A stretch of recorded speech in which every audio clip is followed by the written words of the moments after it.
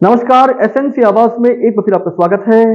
सिंगरौली जिले में एनसीएल की सभी जो कंपनियां हैं, यहां पर जब ओबी कंपनी आती है, जो क्षेत्रीय बेरोजगार हैं वो काम चाहते हैं और निश्चित है कि जो श्रमिक नेता हैं, जो विस्थापितों के नेता हैं, वो एक्टिव हो जाते हैं और हर कंपनियों में पहले तो सीधे तौर पर कंपनी से जुड़े हुए लोगों से बात करते हैं और इस बीच दलाल भी सक्रिय रहते हैं, जो लाखों रुपए लेकर इन कंपनियों में काम लगवाने का दावा करते हैं और किसी तरह से जो कोटा है वो भरता है और उसके बाद फिर भी ऐसा लगता है कि चूंकि बेरोजगार काफी हैं, जो छूट जाते हैं वो फिर नए सिरे से एक अलग तरह का दबाव बनाते हैं। तो इसी तरह की स्थितियों से एनसीएल की सभी ओबी कंपनियां गुजरती हैं और उनमें से कई ऐसी हैं जो काम करने के बाद यहाँ हाय तोबा करके बाय बाय करके ये कहकर चली जाती हैं कि यहाँ पर काम करने से ज्यादा जो ऑब्लाइजेशन है और खास तौर से बेरोजगारों की जो संख्या है जो एक ही कंपनी पर दबाव बनाती हैं, उसकी वजह से यहाँ पर चीजें उनके अनुकूल तो बिल्कुल नहीं है।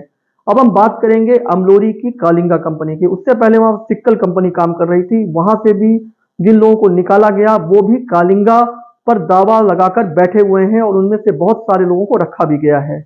अब सबसे बड़ी बात यह है कि अमलोरी के आसपास विस्थापित गांव हैं, जिसमें नंदगांव, अमझर, भरुआ, दसौती और इसके अलावा दूसरे भी ग्रामीण क्षेत्र हैं। जब भी इस तरह की कंपनी यहाँ पर आती है तो सबसे पहले उनका दावा रहता है कि हम यहाँ के विस्थापित हैं, हम यहाँ के बेरोजगार हैं, हमको काम मिलना ही चाहिए।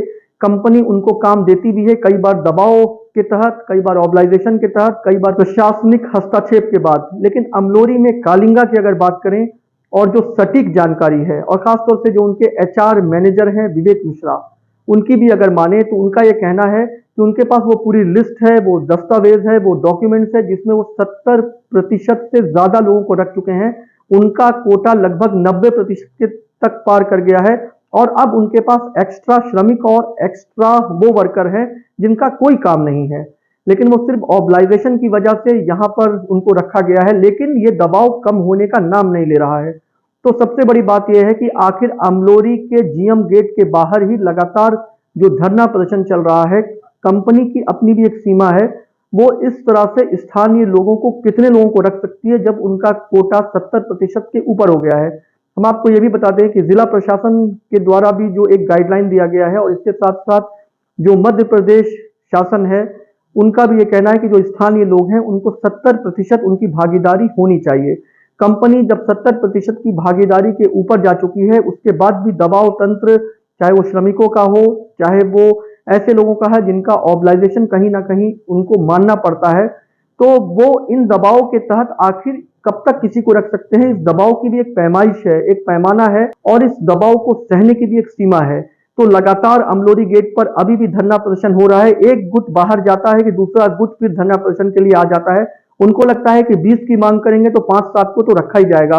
और अभी भी लगातार अभी भी अमलोरी गेट पर विस्थापित संघ से जुड़े हुए लोग धरना प्रदर्शन कर रहे हैं।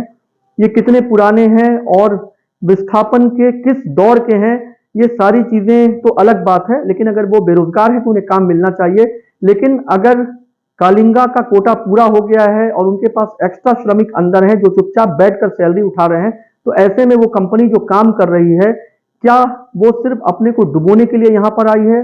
क्या वो सिर्फ इसलिए आई है कि वो अपना खर्च करके सारे लोगों को बैठकर पैसा दे और उसके बाद बाय बाय कहकर वो अमलोरी से चला जाए और उसके बाद ये कसम खाए कि वो दोबारा यहाँ काम नहीं करेगी? तो ऐसे में जिन लोगों को अंदर काम मिला हुआ है, कंपनी के दबाव के बाद अगर कंपनी डिफॉल्ट हो जाती है या वो किसी स्थिति में काम नहीं करने के लिए हाथ खड़ा कर देती है, तो जो लोग काम कर रहे हैं वो कहाँ जाएंगे?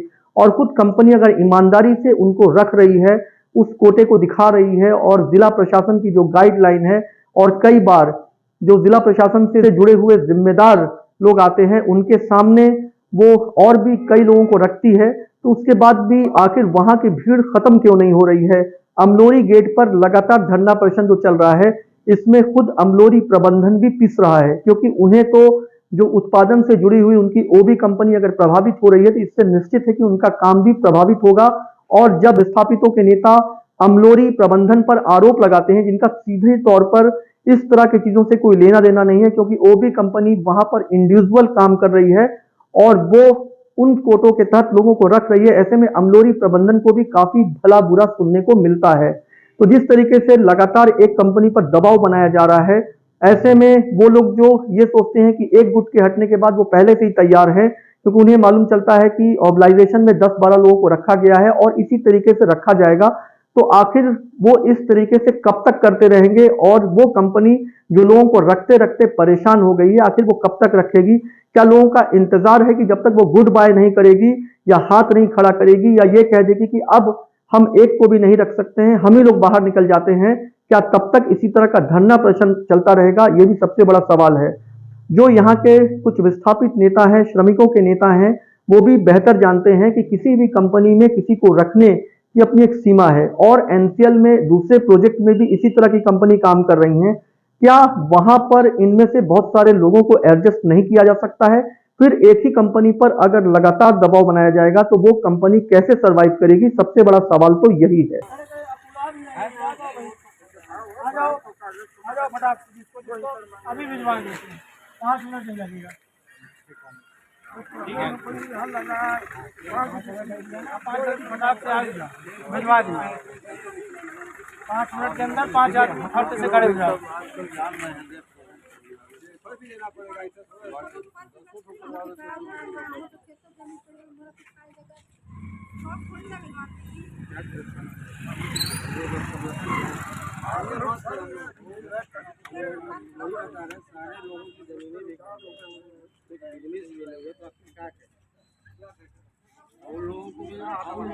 सुनो, अगर तुम लोग कभी इस टाइप से मजा आता है कि आश्वासन दें, सुनो, तुमको ये लग रहा है कि हम 15 आदमी बता देंगे रख लेंगे और फिर तुम चक्कर लगाते रहो। सुनो, फिर तुम कंपनी के चक्कर लगाते रहो, ऐसा चाह रहे हो क्या? नहीं, हम लोग नहीं ये चाहते हो कि जिसका हम बोले हैं उसका एटलीस्ट हो जाए, यही चाहते हो ना? सारे ने बोले तुम बस पूरी जनता को इकट्ठा करा रहे हो, अगले सारे ने हो जाएंगे, यही चाह रहे हो ना? वरना ज्यादा प्रेशर करोगे तो ये बोलते हैं कि हम कर देंगे, चक्कर काटते हैं ना। जमीन की होंगे भी नहीं, सारे लोगों का भी आज बहुत लोगों को मौका नहीं दिया गया। हम लोग तो बीमारी मर जा रहे हैं, मतलब जमीन भी चली ठीक है, चलो बनाओ क्या है उसके बाद आपके कंपनी कलिंगा में जो एनसीएल अमलोरी परियोजना के अंतर्गत ओबी का काम कर रही है, तो यहाँ पे जो मध्य प्रदेश सरकार का नियम कानून बनाया गया है कि 70% जिले के लोगों की भर्ती करनी है, जिसमें पहली प्राथमिकता विस्थापित को देना है। तो क्या उस आधार पे आपके कंपनी में भर्ती हुई है?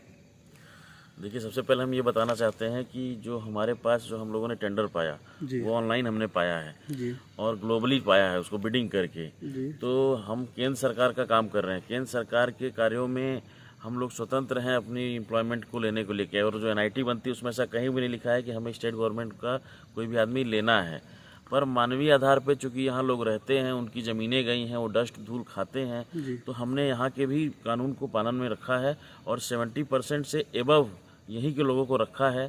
ख़ास तौर से हम बात करें जो उसमें भी 70% में भी जो ज़्यादातर लोग हैं वो जिनकी ज़मीनें गई हैं, जैसे अमझर, नंदगांव, भरुहा, दसौती, आपका मुहेर, जो खास इस माइंस के चारों तरफ के जो गांव हैं, क्योंकि ये अमलोरी जो है बाकी माइंस से बहुत अभिन्न है। आप डेमोग्राफिकली इसको देखेंगे तो इतना क्राउड, इतना आबादी किसी माइंस के आसपास नहीं है। मुहेर तो संपूर्ण एक अपना खुद का खुला वो है, इतने लोग हैं वहाँ पे, और सबके कहीं न कहीं कुछ प्रभावित की भी 2-3 परिभाषाएं होती हैं, कुछ एकदम से पास में सटे हैं, कुछ दूर हैं, तो अलग अलग चीज़ें हैं। पर हमने और हमारी कंपनी ने सबसे पहले इस चीज़ को महत्व दिया है कि हम यहाँ जो इतने 70% का जो मानक बनाया गया है राज्य सरकार द्वारा उसका पालन करें, और हम पालन कर भी रहे हैं। इसका हम दस्तावेज ऑलरेडी शासन प्रशासन को, एनसीएल मैनेजमेंट को दे चुके हैं। जी। अभी अगर आपने पूरी प्रशासन जो सरकार के नियम के तहत भर्ती किए हैं 70%, इसके बाद भी एनसीएल गेट पे जो धरना हो रहा है, तो ये क्यों हो रहा है? देखिए, ऐसा है कि सबसे पहले तो हम ये कहना चाहेंगे कि हम ऐसी कंपनी हैं या हमने ऐसा पहला ही काम किया होगा कि हम ओपन प्लेटफॉर्म में पब्लिक को बुलाकर हम लोगों ने ऐसा एक 22 तारीख को आयोजन किया था, जिसमें शासन प्रशासन और आम जनता डायरेक्ट थी, जो विस्थापित लोग हैं, कि आपकी समस्या क्या, उनकी सुनवाई की, एक एक करके जवाब दिया गया। सारे लगभग पार्षद आए थे, उनकी समस्या को रखा गया और हमने अपने दस्तावेज पब्लिकली प्रस्तुत किए कि हमने 70% यहीं के लोगों को रखा है। पर समस्या क्या है, अभी ये लोगों का आरोप आ रहा था कि हम जो है मिलते नहीं हैं या फिर कैंप में घुसना बहुत मुश्किल है सीआईएसएफ होने की वजह से। तो अभी इसके लिए हमने एक और पहल चालू की है, जिसमें हमने क्या किया है कि अभी अपना खुद का एक कंटेनर जिसको हम अभी सीआईएसएफ गेट के बाहर रखे हुए हैं, जहाँ पे सभी लोग जहाँ पे आम जनता आए और हमसे मिल ले। मैं खुद वहाँ बैठूंगा, जिसको जो जानकारी चाहिए, जो बात करना है रोजगार संबंधित और भी कोई है, हम उसके लिए पूर्णतः तैयार हैं। और हमने एक जनता के लिए एक ऐसा केंद्र बनाया है जहाँ जनसंपर्क केंद्र हमने केसीसीएल का बना रखा है। कोई भी आके हमसे उस बारे में चर्चा कर सकता है, भर्ती के लिए डायरेक्ट आके अपना बायोडाटा दे सकता है। पर जो सबसे बड़ी समस्या क्या है कि हमारे पास जो रोजगार है वो सीमित है। अब हमें 1000 आदमी रखना है और यहाँ जो विस्थापित हैं जिनको नौकरी चाहिए वो हमको लग रहा है कम से कम 20 से 25 हज़ार तो इसी एरिया के होंगे। तो क्या हम सबकी भरपाई कर सकते हैं? ये तो संभव ही नहीं है। अब हमारी जो सीमाएं हैं उसमें हमको जितना हो सकता था हमने पूरे लोकल रखे हैं। यहाँ पे ज़्यादातर 70% तो हम बोल रहे हैं, डेटा निकालेंगे तो उससे ज़्यादा भी हमने रखे हैं, और उसमें भी खास तौर से इसी गांव के इर्द गिर्द के। पर अभी आप देखेंगे कि हर कोई सोचता है कि मैं धरना करूं, धरना करके, और जबकि डेटा दे दिया गया है गांव वाइज कि हम किस गांव से कितना आदमी रखे हैं, और उसके बावजूद पब्लिकली दिया गया है, उसके बावजूद रोज रोज लोग खड़े होते हैं कि मेरा इतना रखो, मेरा इतना रखो, मेरा इतना रखो। इसमें क्या सच्चाई है? क्यों इतने लोग इसमें इतना रुचि लेके और 20 आदमी लेके खड़े हो जाते हैं, ये मेरे को नहीं पता है।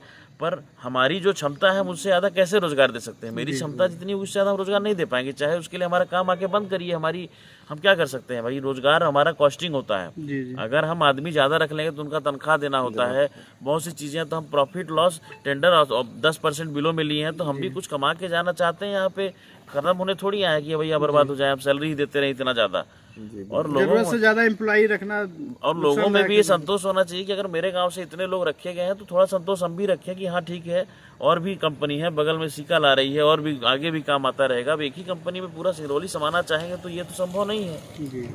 किसी के लिए भी नहीं है। मैं क्या, कितनी भी जो भी कंपनी है, किसी कंपनी के लिए संभव नहीं है कि पूरे यहाँ जितने सबको रोजगार दे दिया जाए। एक ही कंपनी पर अगर लगातार दबाव बनाया जाएगा तो वो कंपनी कैसे सरवाइव करेगी? सबसे बड़ा सवाल तो यही है। एसएनसी आवाज के साथ सैफी अब्बास।